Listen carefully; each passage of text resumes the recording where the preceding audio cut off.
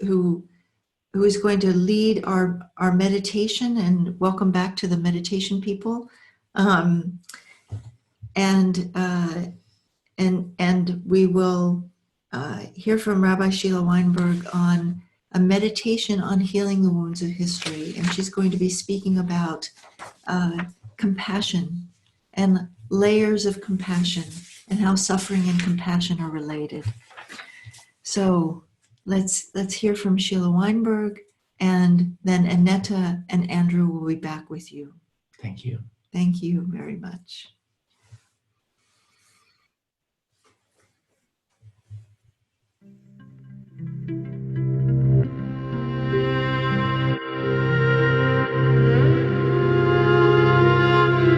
Hello, everyone. I'm really, really pleased to be with you on One World Bearing Witness and introducing the ritual cycle known as Bearing Witness to the Wounds of History, which is a very powerful theme, as all of the other cycles have been. So my name is Sheila Weinberg, Rabbi Sheila Peltz Weinberg. I've been a rabbi for the last 33 years. And I have served synagogues and also been part of founding something called the Institute for Jewish Spirituality. Actually, I've been teaching meditation in the Jewish world, as well as yoga in the last 20 some odd years, and also serving as a spiritual director to many people, and engaged in various kinds of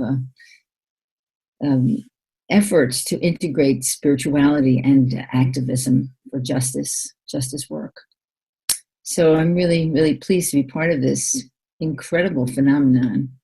And today I'd like to talk to you a little bit about a story that is in the Hebrew Bible, an old story in the book of Genesis, the first book. And it's a book about the ancestors of the Jewish people. We tell our story. Everybody has ancestor stories.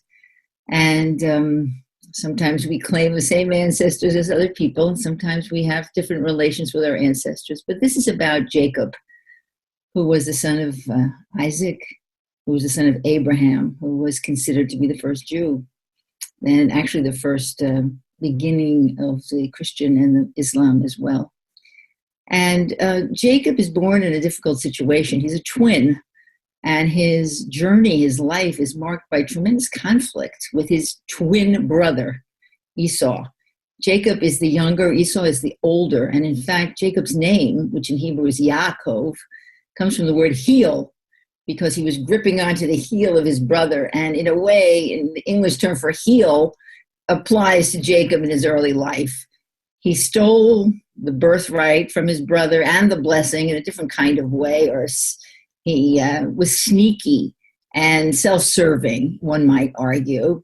And he really caused tremendous conflict in his own family, to the point where Esau, his brother, his twin brother, vowed to kill him.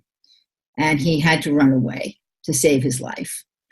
He ran away to his mother's family, where he met his wife and his wives, and as it turns out, he had many children. It turns out also he was tricked by his father-in-law Laban, so he had years of sort of receiving what he had dished out in a different kind of way. And over 20 years pass, and he's on his way back home when this story that I want to tell actually happens.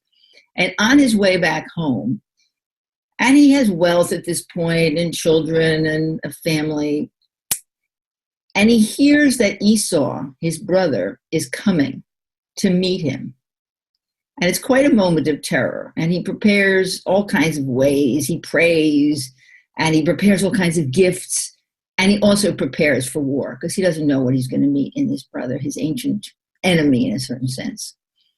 And finally, one night, he's left alone at the bank of a river, the river Yabok. Sounds a lot like Jacob. And in Hebrew, the word he struggled, Yavok, Yavek, which sounds like Yabok and Jacob. The words for struggle and river and Jacob, very similar. And someone appears called an ish, or a man. And who is this man? Sometimes referred to as an angel, sometimes referred to as the divine embodiment of the divine, not divine itself.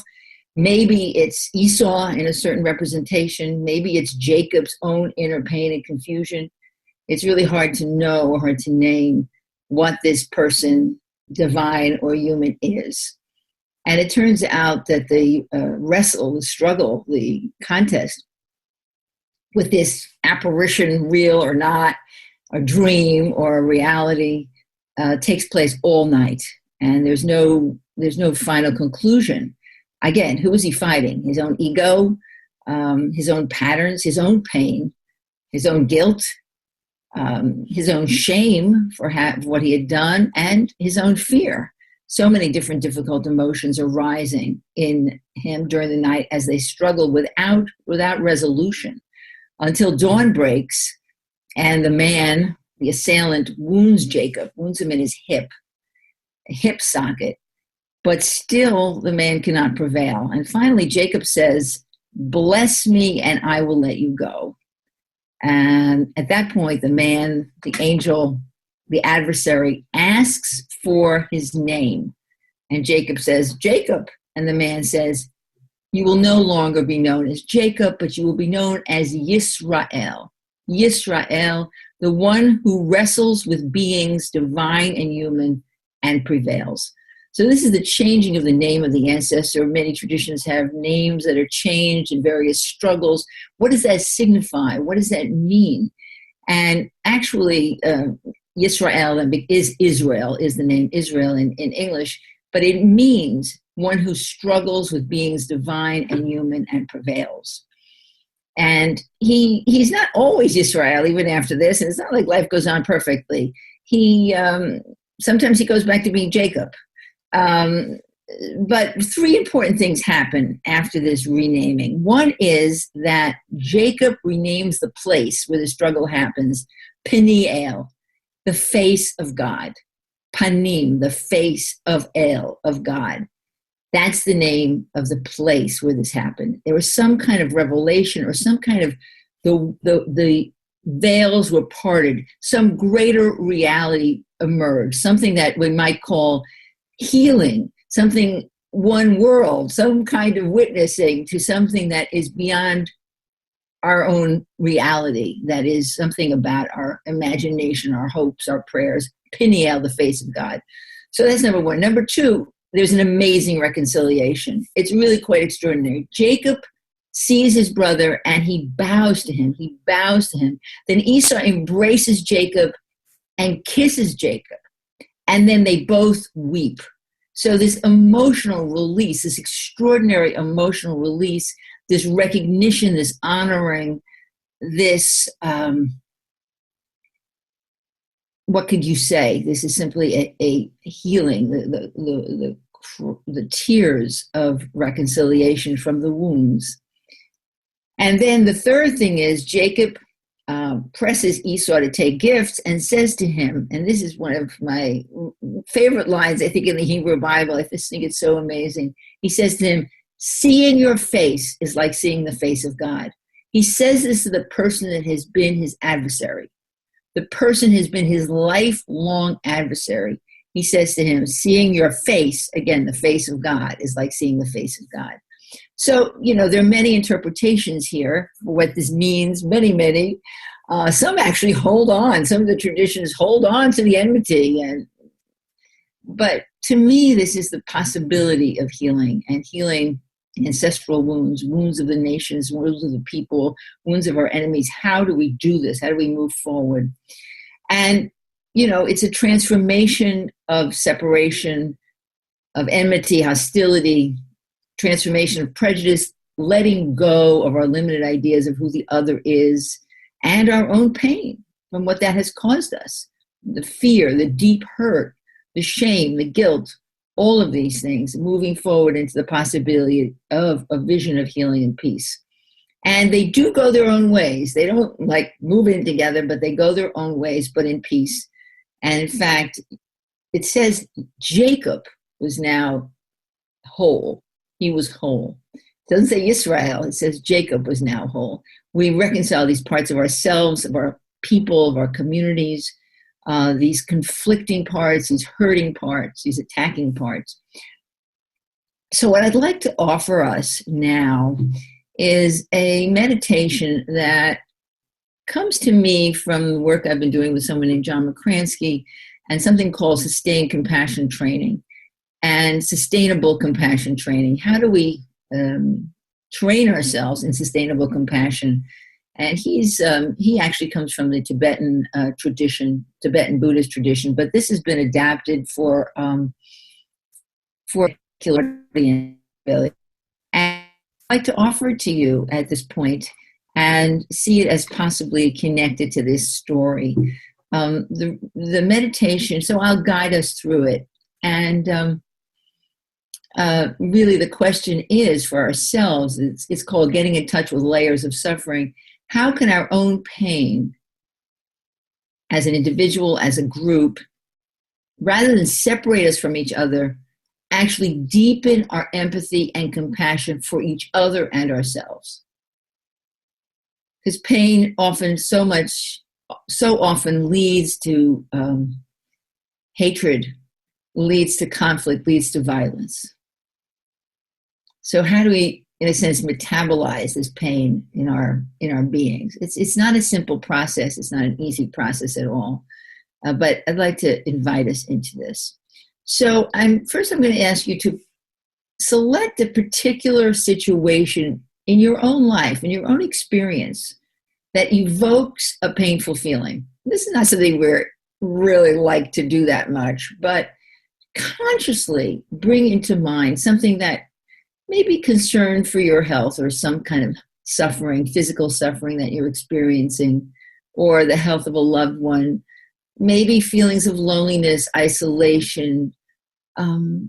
Maybe you've had a betrayal in your life that you haven't quite recovered from, or financial insecurity, or another form of insecurity, spiritual, psychological insecurity, some kind of past trauma that seems to keep revisiting itself in your life, a shame or a guilt that you've done something that you haven't quite made restitution for, you don't quite face yourself, again, the word face, something you don't really want to face, but we're calling you to face, really, facing the unknown, our own aging or death, grief at loss of a beloved or loss of a hope or a promise or a pride in a group or a sense of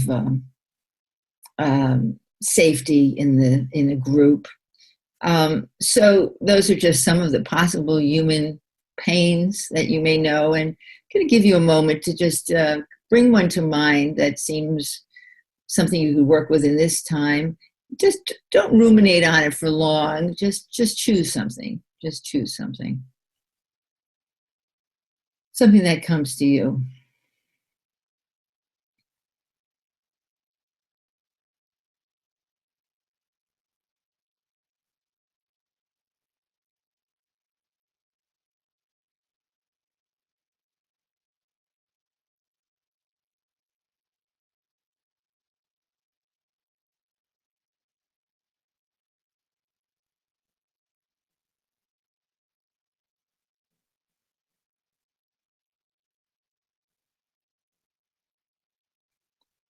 Can't think of anything, I'm sure something will come. You can always worry about something. Basically, what are you worrying about?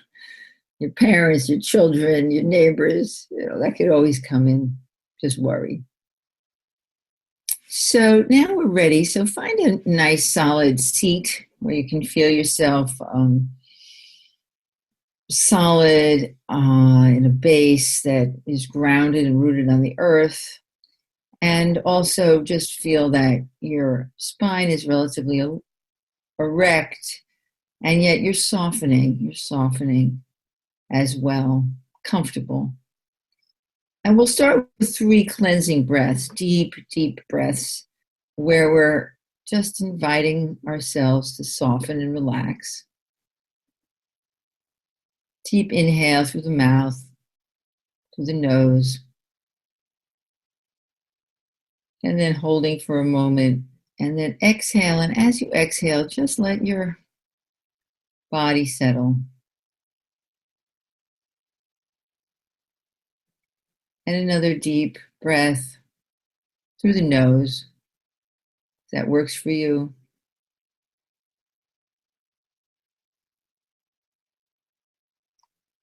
Holding and then releasing, exhaling all the way down, down, down, down, down to the lower belly, into the ground. And one more nice, deep, cleansing breath.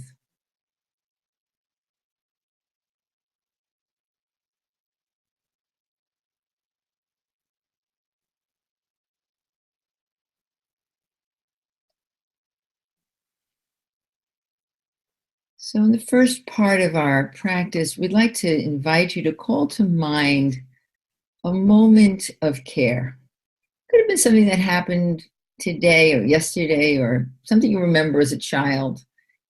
It's when you felt, just in a moment, loved, seen, when you received a kindness, someone offered you a glass of water, a puppy dog came to lick you, or you just rested in a place that felt safe, quiet, easy. The face of someone, perhaps, they don't have to be the perfect person, but just in a moment when they wished you really deeply well. And they wished that you were free of distress. They wished, and just looking at them and feeling their presence made you realize and recognize your own dignity and infinite worth. Your deep, deep dignity and infinite worth. And every part of you felt loved, felt seen and loved and held in kindness in its very being.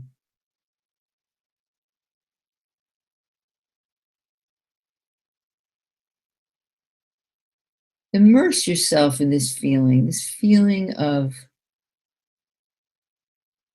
being received in love. Not worrying too much, just softening to receive in your cells, in your blood vessels.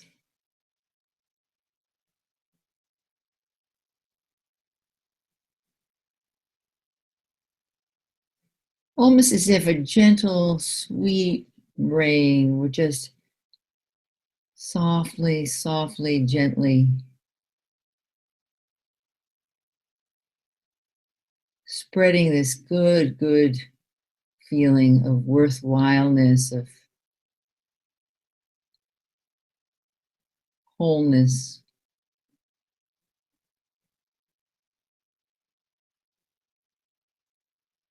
All over you, outside and inside.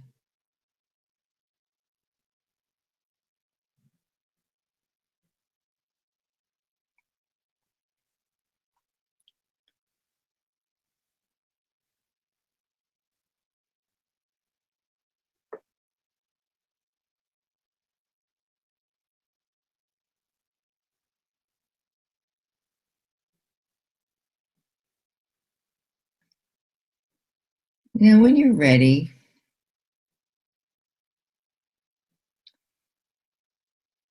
bring to mind the feeling you noted earlier, the difficult feeling, the unpleasant feeling that we had mentioned, that you had recalled for yourself.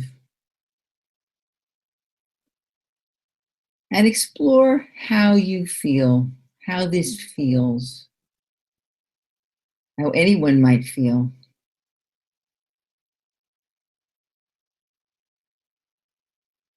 Again, exploring it in your heart and mind, and then allowing yourself to feel it in your body. Where do you feel it in your body? You might want to even hold your heart or your belly, your throat, or even gesture in a physical way.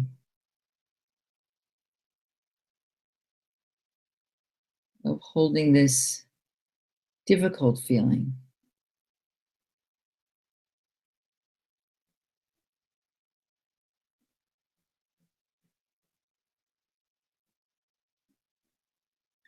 maybe warm or hot or cold, throbbing, pulsing, pressure.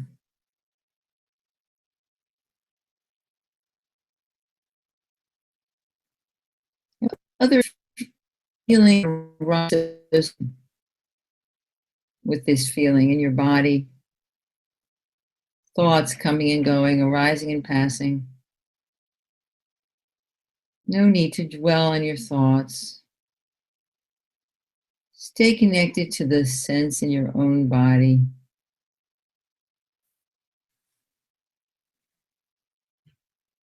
And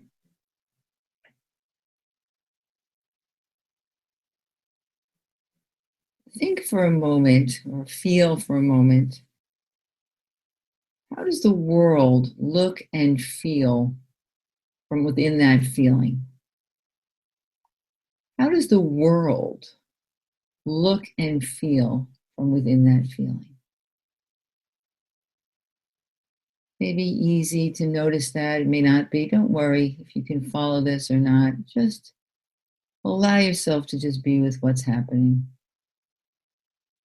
No pressure, nothing to accomplish here. What would the world look like from inside that feeling?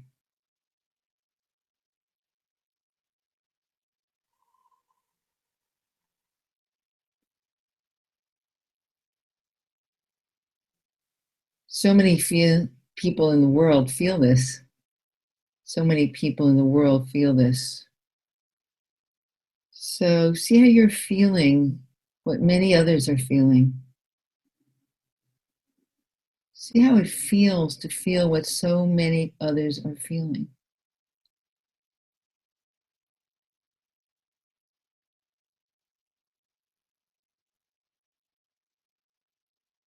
Afraid, wounded, hurt, not seen, mistaken.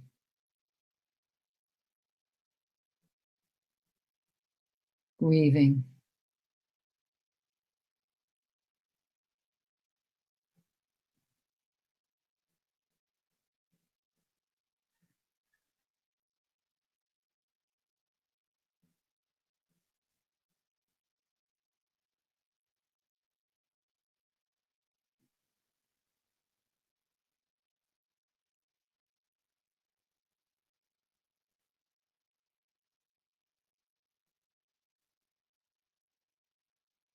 Now recall that your whole being is held in absolute care and compassion. Let all these feelings be embraced in that compassionate energy. Embraced in that compassionate energy. Every part of you loved.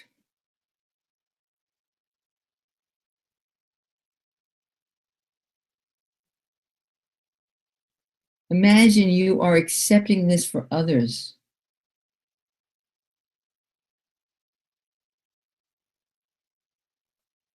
Let the radiant energy flow through you.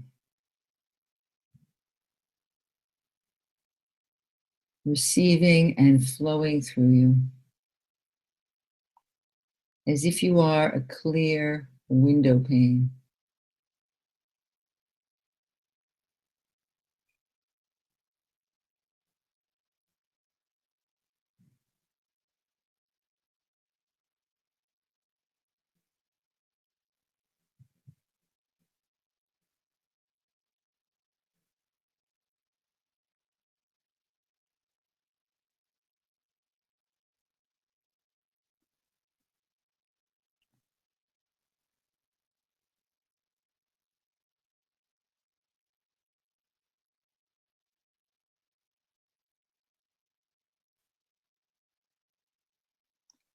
Let the radiant energy, let this radiant, luminous energy help you commune with those around you,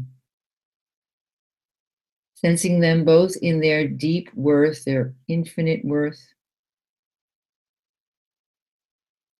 and in their hidden layers of suffering, and wishing them deeply well and free of distress.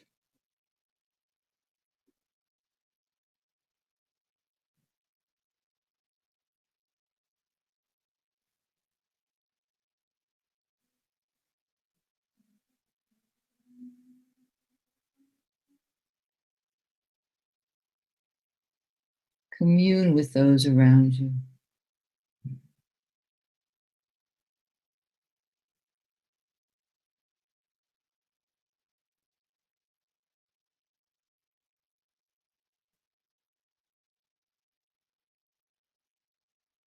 Let the radiant, luminous energy flow freely.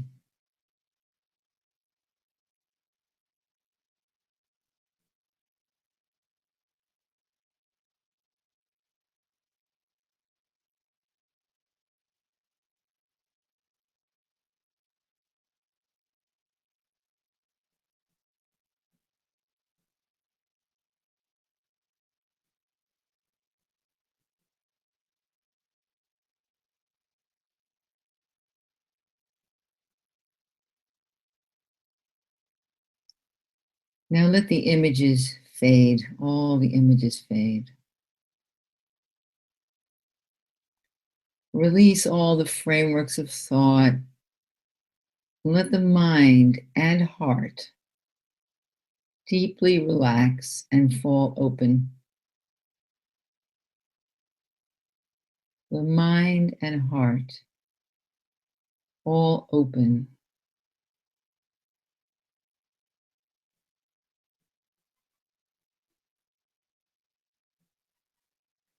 Releasing the known, familiar frameworks,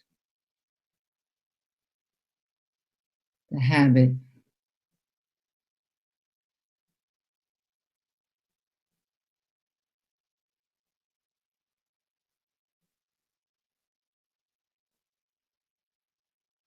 let patterns of experience unwind and uncurl.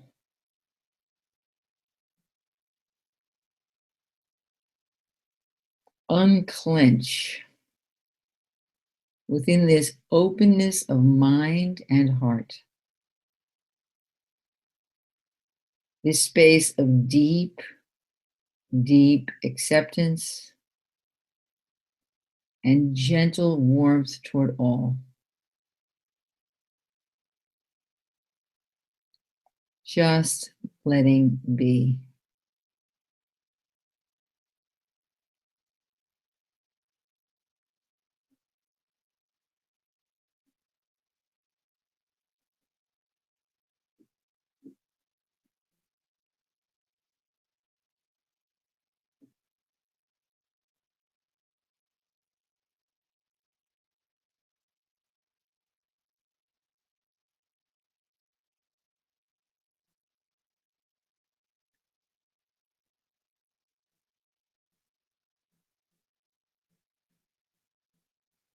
Take a moment to enjoy being open and complete in this way.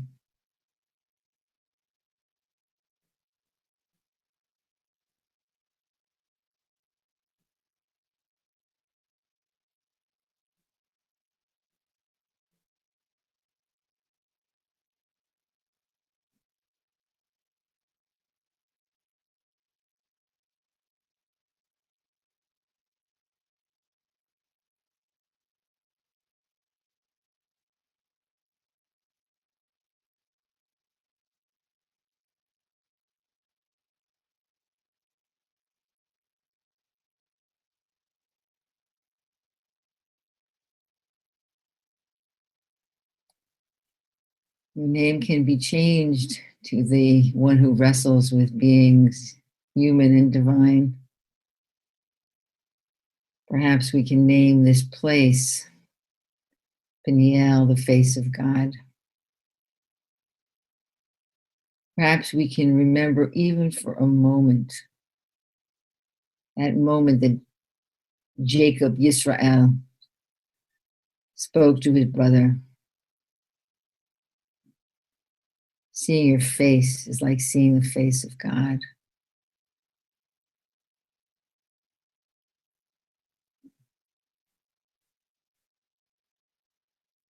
I like to say, seeing your face is like seeing the face of love.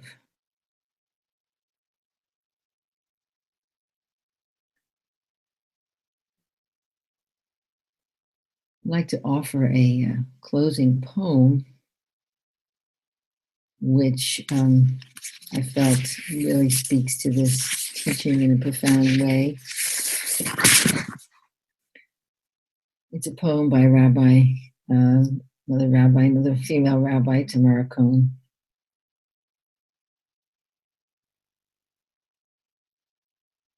And she wrote this for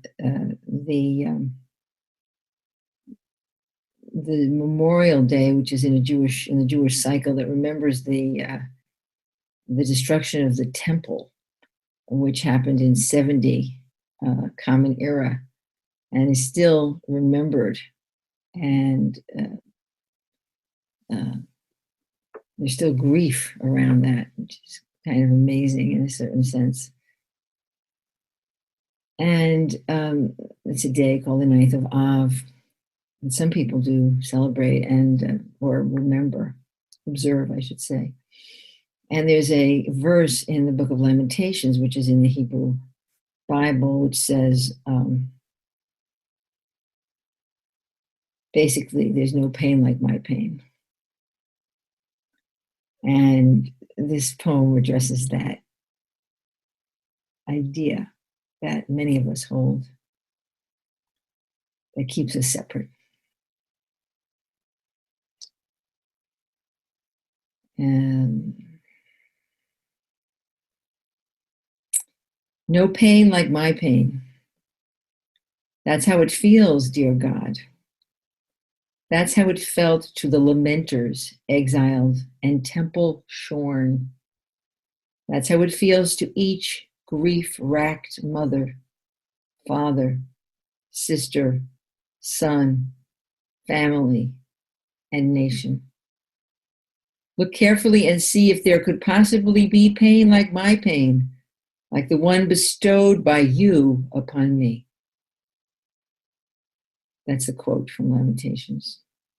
No pain like my pain, no exile like my exile, no land like my land, no desolate city like my desolate city, no heart like my own aching heart, no fear like the fear of my people, no genocide like our genocide, no humanity like our humanity, no right like our right, no wrong like their wrong, no rage like my rage,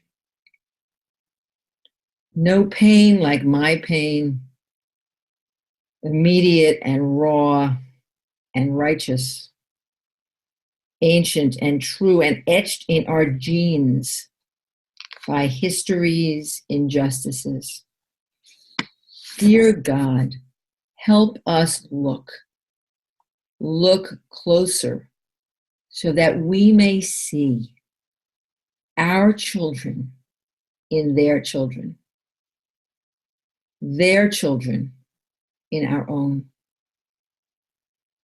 Help us look so that we may see you in the bleary eyes of each orphan, each grieving, childless mother, each masked and camouflaged fighter for his people's dignity.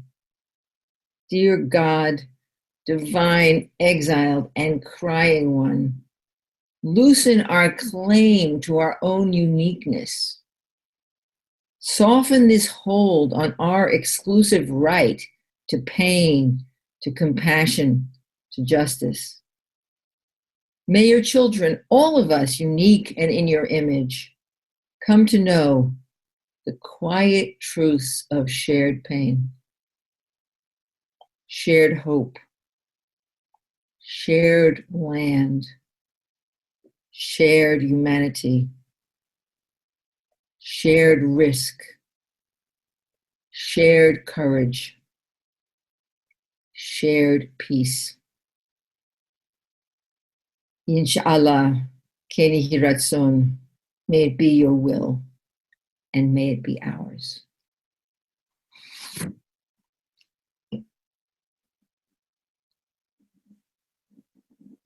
Offering your own prayer in this moment for healing.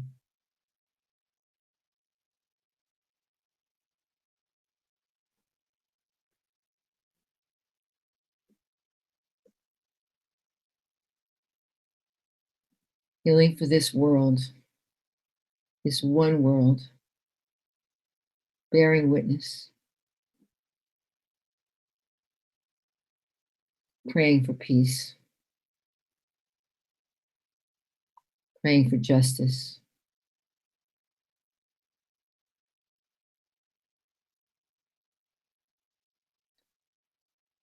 praying for the dignity of every being.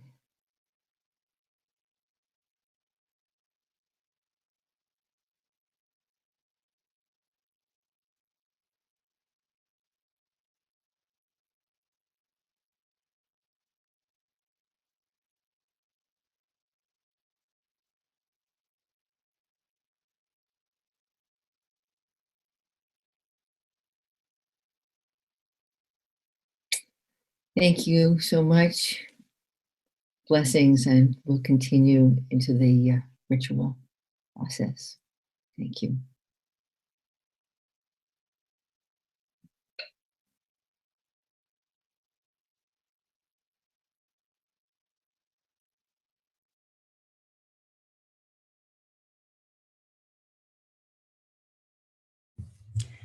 So welcome everybody.